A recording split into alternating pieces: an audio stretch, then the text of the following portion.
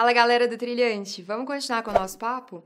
Agora, a questão passa a ser um pouco mais focada na Assembleia de Credores, tá bom? A ideia de órgão está vinculada à ideia de interesse comum ou coletivo. De acordo com Carnelucci, esse interesse diz respeito não somente à formação de qualquer grupo social, mas também à sua organização, mais ou menos complexa, de acordo com o grupo de que se trata. Órgão, para ele, é uma decorrência lógica do conceito de interesse coletivo. É o indivíduo ou indivíduos enquanto agem para o desenvolvimento desse interesse, ou seja, enquanto cumpre uma função no grupo. A Assembleia de Credores, nessa perspectiva, é um órgão que vai existir de acordo com a previsão da Lei 11.101 de 2005, para agir em função do desenvolvimento do interesse coletivo da comunhão dos credores, tá bom? Então, a função que a lei dá à Assembleia de Credores, você já sabe, é o desenvolvimento do interesse coletivo dos credores.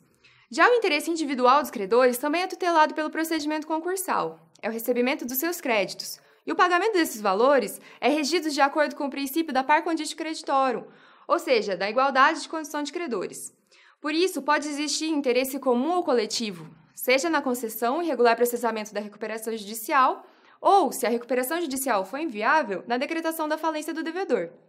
Tudo isso a fim de que os prejuízos sofridos pelos credores sejam reduzidos ao mínimo. Os credores também podem manifestar seu interesse na constituição do Comitê de Credores.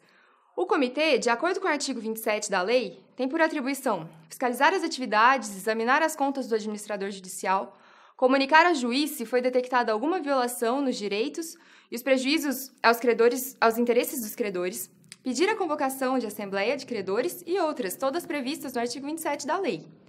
Bom, a Assembleia de Credores, como já foi falado, é organizada para atuar em prol dos interesses comuns dos credores. E faz isso formando e expressando a vontade coletiva dos credores através de suas deliberações. Ela exerce, assim, um poder-função deliberante.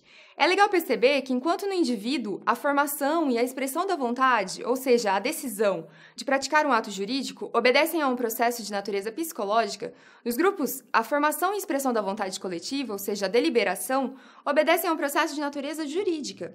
Exatamente por isso, não poderia ser considerada a expressão da vontade coletiva o resultado de uma eventual pesquisa de opinião que se fizesse junto aos credores de determinada sociedade sobre o assunto que seria deliberado.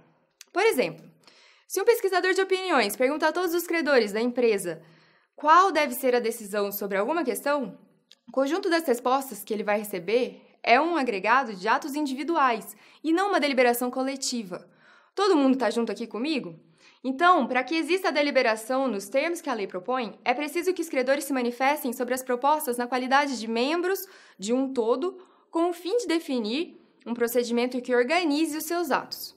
A vontade coletiva da comunhão de credores, portanto, só pode ser validamente exprimida se o procedimento, ou seja, uma sequência pré-ordenada de atos propostos pela lei, for seguida.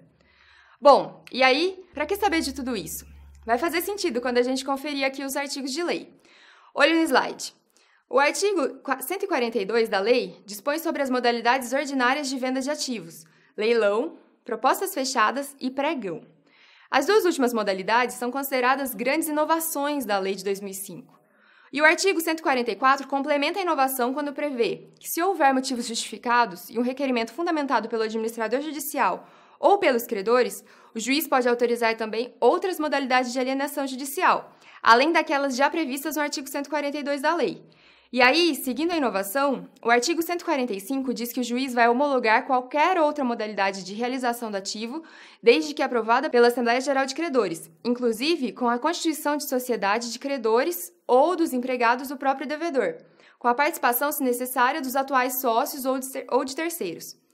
Então, você percebe o papel da Assembleia Geral nisso? O artigo 145, junto com o artigo 144, traz a possibilidade de implementação das chamadas modalidades de alienação extraordinárias.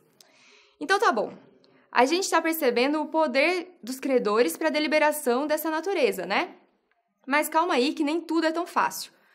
E para continuar o nosso estudo, eu espero vocês ali na próxima aula.